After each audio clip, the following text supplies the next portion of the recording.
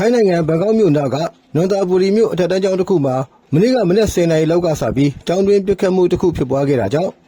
လူ9 ဦးသေဆုံးခဲ့ရပြီးအယောက်30ကျော်ဒဏ်ရာရရှိခဲ့တယ်လို့သိရပါတယ်။ပစ်ခတ်မှုအတွက်တန်တရားရှိသူကအဲ့ဒီကျောင်းမှာပဲတက်နေတဲ့အသက်14နှစ်အရွယ်ကျောင်းသားတစ်ယောက်ဖြစ်ပြီးတော့အခင်းဖြစ်ပွားတဲ့နေရာကိုရဲတပ်ဖွဲ့ဝင်တွေရောက်ရှိလာချိန်မှာသူကိုယ်သူပြန်ပစ်လိုက်တယ်လို့ဆိုပါတယ်။ကယ်ဆယ်ရေးအဖွဲ့ဝင်တို့ဖြစ်တဲ့ကီယာတီခွန်ဖယ်ရာပေါင်ပရာတစ်ကအခုလိုပြောပြပါတယ်။ကျွန်တော်တို့ဖွဲ့အောက်ထပ်ကိုရောက်တဲ့အချိန်မှာတနက်ပြစ်တံတစ်ချက်ကြားလိုက်ရပြီးတော့ရဲတပ်ဖွဲ့ဝင်တွေကဒဏ်ရာရသူတယောက်ရှိတယ်လို့ပြောပါတယ်။ဒါနဲ့ကျွန်တော်တို့အပြေးတက်သွားတော့တိုက်ခိုက်သူကသူ့ကောင်းရဲ့ညာဘက်ချမ်းကိုသူ့ဘက်သူပစ်ပြီးလဲကျနေပါတယ်။ကျွန်တော်တို့သွေးခုံလုံးစမ်းကြည့်တော့ရှိသေးတာနဲ့ရှေးဦးသူနာပြုစလုပ်ပါတယ်။လက္ခဏာတွေမြင်ရတာနဲ့ဆေးရုံကိုပို့လိုက်ပါတယ်။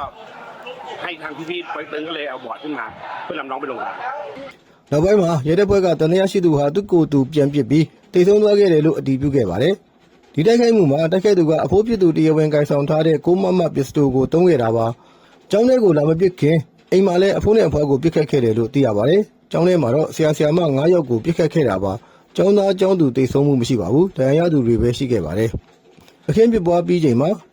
6 မမပစ္စတိုနဲ့အတူကြီးစံအတောက်30ကျော်ကိုရဲတပ်ဖွဲ့ကတင်စီရမိခဲ့ပါတယ်။ထိုင်းဝန်ကြီးချုပ်အနူတင်ချဗရာကူကအခင်းဖြစ်ပွားတဲ့ကျောင်းကိုနိုင်ပိုင်းတွင်ရောက်လာခဲ့ပြီးတော့ထိုင်းနိုင်ငံမှာပုံမတင်းကျပ်တဲ့လက်နက်ဥပဒေချမှတ်ဖို့လိုအပ်နေပြီလို့ကောက်ချက်ချပြောဆိုသွားခဲ့ပါတယ်။သတင်းစာရှင်းလင်းပွဲမှာလည်းအဲ့ဒီအတိုင်းပဲထပ်ပြောသွားပါတယ်။ My to do things is to issue a new law regarding weapons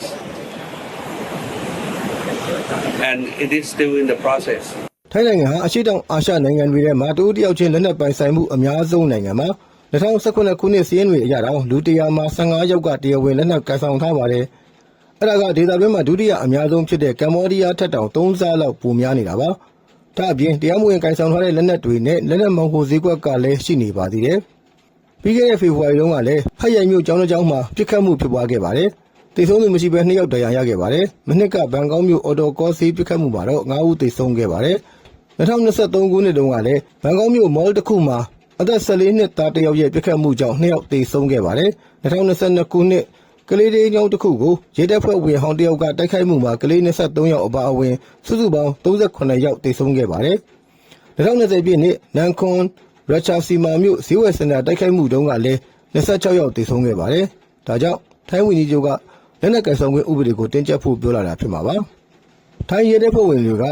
တိုက်ခိုက်သူရဲ့နေအိမ်ကိုဝင်ရောက်ရှာဖွေပြီးတဲ့နောက်တိုက်ခိုက်သူဟာအွန်လိုင်းကနေအစုလိုက်ပြုံလိုက်ပစ်ခတ်မှုဖြစ်စဉ်တွေကိုရှာဖွေကြည့်ရှုခဲ့တယ်လို့ဆိုပါတယ်။မိဘနှစ်ပါးကလမ်းခွဲထားကြပြီးတော့အဖိုးအဖွားနဲ့အတူနေရသူလို့လည်းသိရပါတယ်။ UNICEF အဖွဲ့ကတော့ဒီဖြစ်စဉ်အပြီးမှာစိတ်ခံစားချက်ပြင်းပြတဲ့အရွယ်ကိုရောက်နေတဲ့ကျောင်းသားကျောင်းသူတွေရဲ့စိတ်ကျန်းမာရေးကိုအထူးဂရုစိုက်ပေးဖို့တာဝန်ရှိသူတွေကိုတိုက်တွန်းခဲ့ပါတယ်။ထိုင်းဒုတိယဝန်ကြီးချုပ်ကလည်းဆရာမတွေနဲ့ကျောင်းသားကျောင်းသူတွေရဲ့စိတ်ကျန်းမာရေးစောင့်ရှောက်ဖို့စီမံကိန်းအသစ်ကိုကြီးညာသွားမယ်လို့ပြောခဲ့ပါတယ်။ထိုင်းပြည်ရေးဝန်ကြီးဌာနကကျောင်းတွေမှာလုံခြုံရေးပို့ပြီးတင်းကျပ်သွားမယ်လို့ကြေညာပြုခဲ့ပါတယ်။လောလောဆယ်မှာတော့တိတ်ဆုံးသူတွေရဲ့မိသားစုတွေကိုထိုင်းဘတ်2000နဲ့ဒဏ်ရာရသူတွေကိုဘန်9,000စီနင်းနာကြေးပေးထားတယ်လို့သိရပါတယ်ခင်ဗျာ။